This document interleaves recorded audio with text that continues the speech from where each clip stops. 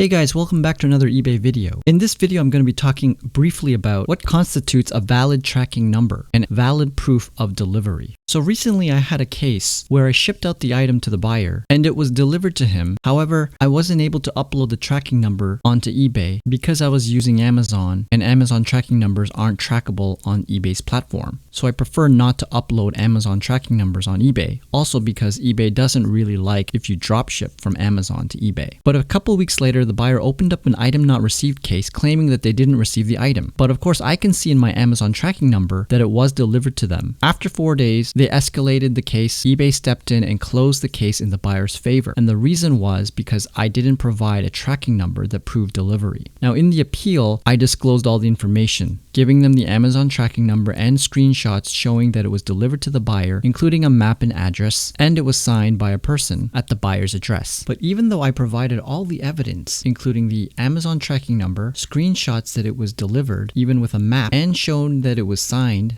when it was received at the address, eBay customer support still rejected the appeal, and I tried 4 or 5 times, each time still getting rejected. And the main reason given by eBay customer support was because I didn't upload a valid tracking number before the case was closed in the buyer's favor. Now, one thing important to remember is that each time you send a message to eBay customer support, a different worker is receiving this message and they're picking up where the last one left off. So you're not dealing with the same agent every single time. You're getting a different person taking a look at your case and reviewing it and making another decision. And that's why I say that sometimes you have to go through this 3 or 4 or more times before you finally get an agent that sees it your way. So what happened was, one of the agents mentioned in their response to my message that there are only 2 ways that validate proof of delivery. One is you have to upload a valid tracking number that shows it was delivered. Or 2, if you didn't upload a tracking number, but you get a buyer's confirmation via eBay messages saying that they had received the item, they actually consider that and count that as valid proof of delivery, even without a tracking number. So that is the approach that I took. And after working weeks with this customer, I finally contacted them again asking if they have received the order and if everything is okay now. Mind you, this is 2 weeks after the case has been closed in the buyer's favor, so they already got the refund and my account was hit with a seller defect. But fortunately, the buyer was honest and they told me that they actually did receive the item and everything is okay now. So I used that message, took a screenshot, and I submitted it back to eBay customer support in another appeal to take a look at my closed case. And this time, one of the agents replied back to me saying that they have successfully been able to remove my seller defect as I was able to provide proof of delivery via the buyer's